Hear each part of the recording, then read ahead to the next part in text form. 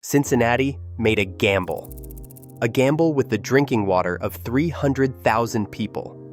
They put 88% of their entire water supply into one river, and that river just ran at 5% of its normal volume, the lowest reading ever recorded in American history. Think about that. Nearly 1 million people across the Ohio Valley turning on their taps every single morning, completely dependent on a river that had almost nothing left to give. But here is what nobody is telling you. The water crisis didn't start when the river dried up. It started long before that, upstream, underground, and inside pipes and ponds that have been quietly building toward this moment for decades. There is coal ash sitting in unlined pits directly upstream from the water supply of 130,000 people. It contains lead, mercury, and arsenic. And when the drought comes, and then the flood follows, that ash doesn't stay put. The river is recovering now. The numbers look better. Officials say the crisis has passed.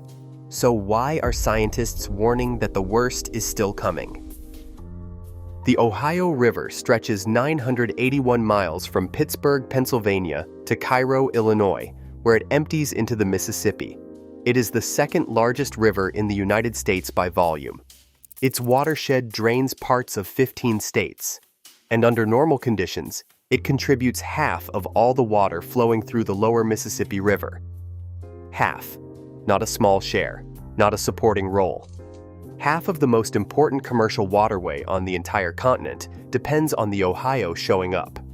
In late summer 2025, it stopped showing up. Drought had been expanding across the Ohio River basin for months, quietly, without the kind of headlines a hurricane earns. By mid-September, the Ohio was no longer contributing 50% of the Mississippi's total flow. It was contributing 8%. Not a typo, not a misread gauge, 8%. The river that normally drives half the downstream system had nearly vanished from the equation entirely. Then winter arrived, and instead of bringing relief, it brought a second crisis on top of the first. By early February, the Army Corps of Engineers was reporting Ohio River flows of roughly 20,000 cubic feet per second. The typical flow for that time of year is 400,000 cubic feet per second. When Humphrey, Chief of Operations for the Army Corps' Great Lakes and Ohio River Division, told reporters they were dealing with something they had not encountered before. A combined crisis of extremely cold temperatures and extremely low flows hitting simultaneously. Two problems that made each other worse. When a river runs that slowly, it does not behave like a river anymore. It becomes sluggish, still. And when temperatures dropped, that stillness turned into something you could walk on. The Ohio froze over like a lid had been placed on top of it. Ice packed into the lock chambers at Willow Island, jamming the miter gates so completely they could not close. 16 staff members worked around the clock, flushing ice out by hand just to keep the lock operational. Delays at that single point on the river stretched to nearly 3 days. Out on the water, towboat operators faced conditions that had no training manual. They disconnected from their barges, climbed out, pushed walls of ice out of the way by hand, reconnected, and kept moving because the water was too slow and too shallow to break through on its own. These were not emergency workers responding to a sudden disaster. These were ordinary operators doing an ordinary job on a river that had stopped behaving like one. The ice was visible. The low water was visible. What was not visible yet was everything building underneath the surface. Cincinnati draws 88% of its drinking water directly from the Ohio River. Not a portion of it, not a backup supply, 88%.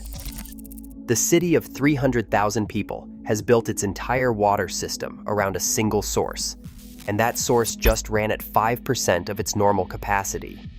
That is not a close call. That is a city balancing on a thread.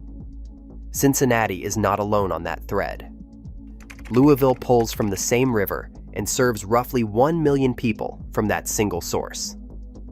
Huntington, Parkersburg, Wheeling, Evansville, and Paducah all draw their water from the Ohio as well. When you add it all up, 5 million people across 29 public water utilities depend on this river to come out of their taps every single morning. 5 million people, all of them connected to a river that was running at 5% of capacity. Think about what 5% actually means in practice. Water treatment plants are designed around specific flow volumes. Intake pumps are calibrated for a river that moves with force and volume. When the water drops, the concentration of everything already in the river goes up. Pollutants, sediment, and biological material that a healthy flow would dilute and carry downstream instead sit and accumulate. The river stops cleaning itself, and the cities pulling from it have to work harder, spend more, and hope their systems can compensate for what the river is no longer doing on its own. Paducah, Kentucky, where the Ohio meets the Tennessee River, recorded its driest winter in more than 130 years of measurement. More than 130 years of data, and this was the worst. That number does not exist in isolation. It is the same drought, the same failing system, the same 5% river reaching all the way to the bottom of the Ohio Valley and setting new records at every stop along the way. And drinking water is not even the only dependency. 2 nuclear reactors at the Beaver Valley Power Station in Pennsylvania draw their cooling water directly from the Ohio. The river that was running at 5% of capacity was also the river keeping those reactors from overheating. The dependency does not stop at the tap. It runs through power grids, industrial operations, and supply chains that most people never think about until something goes wrong. This is what it looks like when a civilization is built around a single assumption, that the water will always be there. Cincinnati made that assumption. So did Louisville. So did every city along 981 miles of river. Parent fills a glass of water for their child. None of that history comes out of the faucet. Just the water, whatever is left of it. Here is something most people do not know about rivers and dams. When the water flowing through a dam system drops low enough, the dam stops doing what it was designed to do. It stops managing a moving river. Instead, it starts creating something else entirely, a chain of standing pools. Still water, sitting between concrete walls, warming in the sun, collecting everything the current used to carry away. Greg Youngstrom, an environmental scientist at Orsanco, the Ohio River Valley Water Sanitation Commission, described it plainly. When there is no rain, the water slows down in the river. The dams hold back water to allow for navigation, and the river becomes very close to being a series of lakes. And lakes breed algae. That is not a metaphor. That is exactly what happened. In August 2025, Orsanco investigators found visible green water stretching from Markland Dam all the way to Paducah. Not traces of algae, not elevated readings in a laboratory sample. Visible. Green. Water. Microcystis colonies. Toxic blue-green algae, spreading across one of the most important freshwater systems in the country in plain sight. Dissolved oxygen levels at Markland plunged to 3.82 milligrams per liter. The threshold where fish begin to suffocate and die is not far below that number.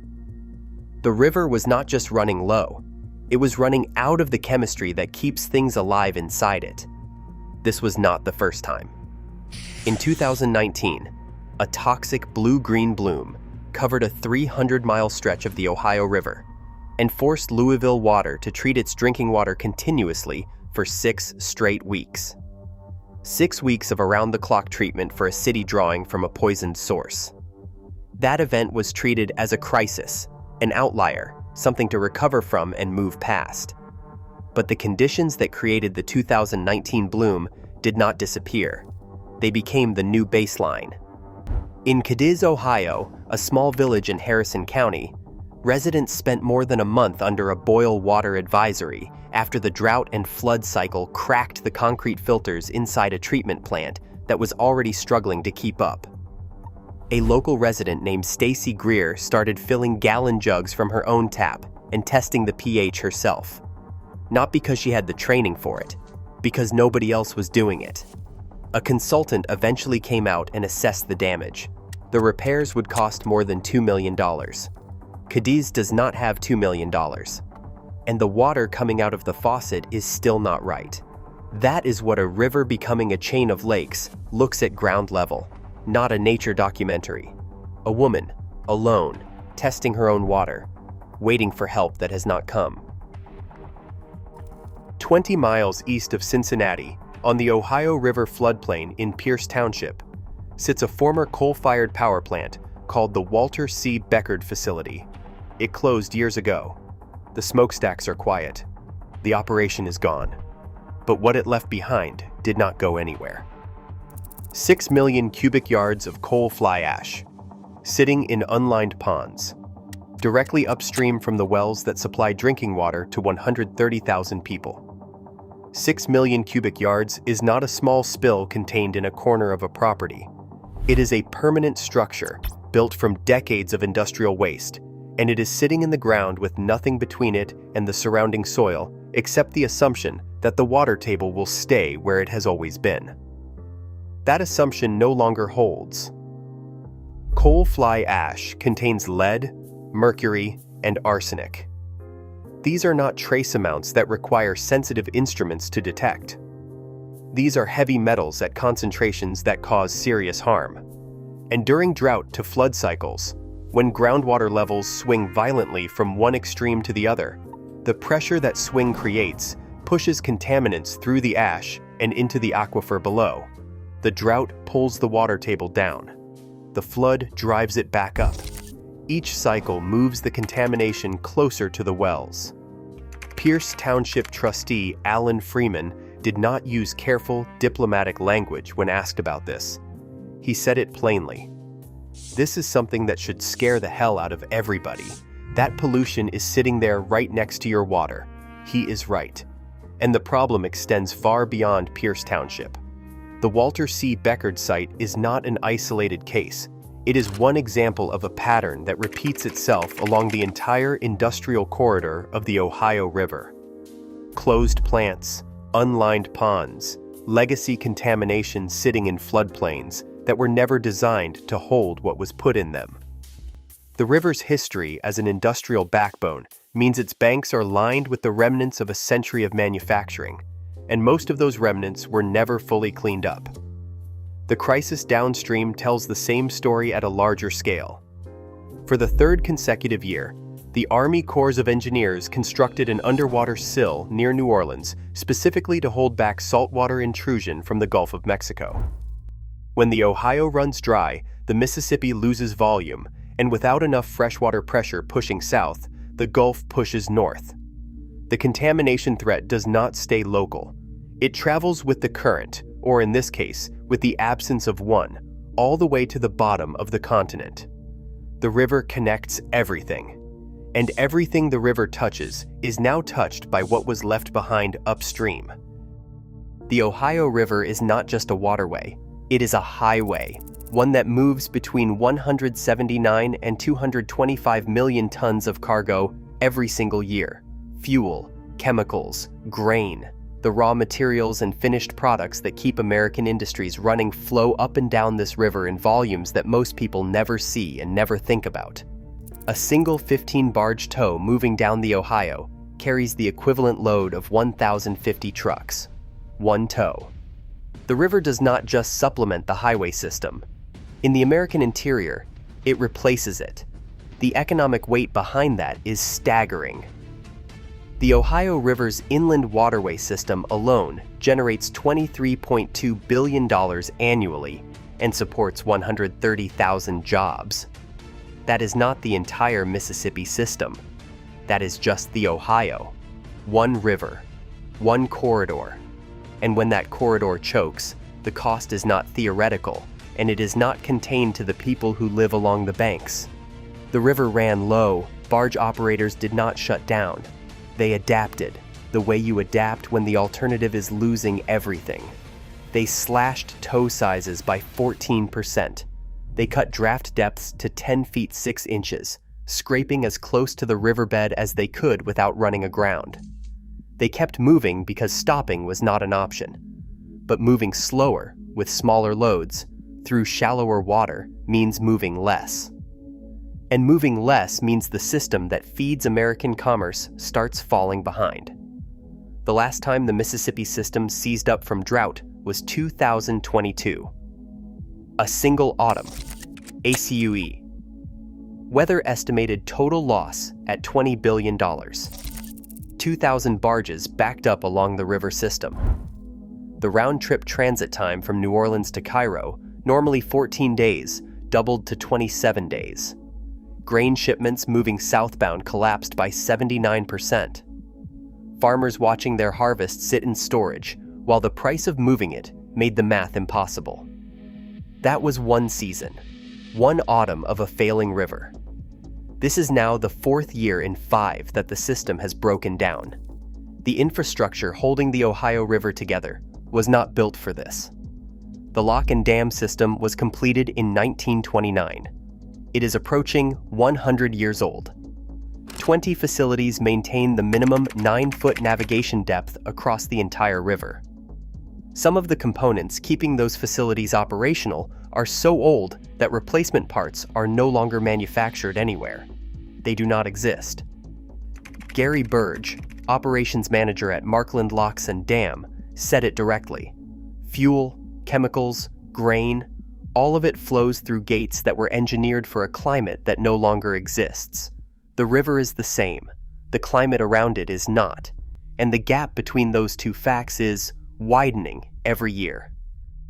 The crisis on the Ohio River did not announce itself with a single dramatic moment. It accumulated, quietly, steadily, in the soil of farms that had fed families for generations, in the barns of dairy operations, hauling water by the thousands of gallons just to keep animals alive, and in the kitchens of people who had stopped trusting what came out of their taps. In Northwest Ohio, soil moisture dropped to roughly 20%. The normal range is 40 to 50%. Aaron Wilson, the state climatologist at Ohio State University, called it an abysmal soil moisture recharge season. That phrase, recharge season, is important. It refers to the window when soil is supposed to absorb enough water to sustain crops through the dry months ahead. That window came and went. The soil stayed empty. At research farms in Wood County, moisture probes confirmed what farmers already knew from looking at their fields. The ground was not holding water. Second cutting hay production fell to 25% of normal, a quarter of what it should have been. Dairy and hog operations that depend on consistent forage were hauling thousands of gallons of water per week just to keep their animals from dying, not to grow, not to produce, just to survive. Nick Eckel, an Ohio State Extension agent in Wood County, put the stakes plainly. Without deep soil moisture, root systems cannot sustain crops through the growing season. The planting window is approaching, and the soil is empty. The USDA declared 8 Ohio counties a natural disaster area. 8 counties. That declaration unlocks emergency loan programs and assistance pathways, but it does not replant a destroyed harvest. It does not reimburse the cost of water hauled in by truck across months of drought. It does not restore the income that evaporated while the fields sat dry and the river ran at 5% of capacity. Then there is Stacy Greer, back in Cadiz, still filling jugs, still testing pH levels from her own tap, because the treatment plant that cracked under the pressure of the drought to flood cycle has not been fixed. The $2 million repair estimate is still sitting on a desk somewhere. The village still does not have $2 million, and the water is still not right. She is not a scientist. She is not an emergency manager. She is a resident doing the job that the system was supposed to do, because the system ran out of capacity before she did. 8 counties declared a disaster. 1 river failing. 5 million people downstream. And in a small village in Harrison County, 1 woman holding a gallon jug under a tap that she cannot bring herself to trust, waiting for an answer that has not arrived. The forecasts changed in March 2026. NOAA predicted 2 to 5 inches of rainfall across the Ohio Valley. By March 10th, river flows had already rebounded to 130% of normal. Indiana declared severe weather and flood preparedness week. The spring outlook from the NOAA Climate Prediction Center favored above normal precipitation through May. La Nina was fading. ENSO-neutral conditions were expected by spring, with El Nino development possible by summer. On paper, the crisis was over. The river was back. The numbers looked healthy. But here is what those numbers do not tell you. Rain falling on soil that has been baked dry for months does not behave like rain falling on healthy ground. It does not soak in. It has nowhere to go. The earth beneath it is compacted, depleted, and unable to absorb at the rate the water arrives. So it runs off, moving fast across the surface, picking up everything in its path: sediment, agricultural chemicals, and whatever has been sitting in those unlined ash ponds upstream from Cincinnati's water supply. The river does not recover. It floods. And a flooded river running through contaminated floodplains is a different kind of crisis than a dry one, but it is still a crisis. This is not a prediction. It already happened. In April 2025, the Ohio River at Louisville crested at 36.63 feet. Normal pool is around 12 feet. Less than a year after that crest, the same river was running at 5% of capacity. The swing between those two extremes, from 36 feet above normal pool to nearly nothing, happened inside of 12 months. That is not a weather event. That is a new pattern, and the system built to manage the Ohio River was not designed for a river that behaves this way. The Army Corps of Engineers' own climate study for the Ohio River Basin projects that after 2040, fall minimum flows will drop by 25 to 35%, while spring peak floods intensify simultaneously. Both extremes get worse at the same time. The drought deepens, the floods grow, the window of stable, manageable flow in between shrinks. The cycle does not break, it tightens. Downstream, the Mississippi River near Baton Rouge had already fallen 10 feet below average. The collapse does not stay local. It moves with the current all the way to the Gulf, touching every city, every port, and every water intake along the way. The river looks recovered. The gauges are reading normal, but the soil is still dry beneath the surface. The ash ponds are still sitting upstream. The lock gates are still aging.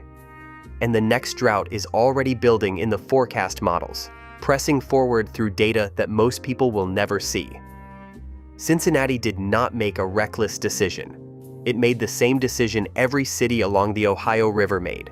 The same decision generations of planners and engineers and municipal leaders made when the river was full and the future felt predictable. They built around the water because the water was always there. That assumption held for over a century. It is not holding anymore.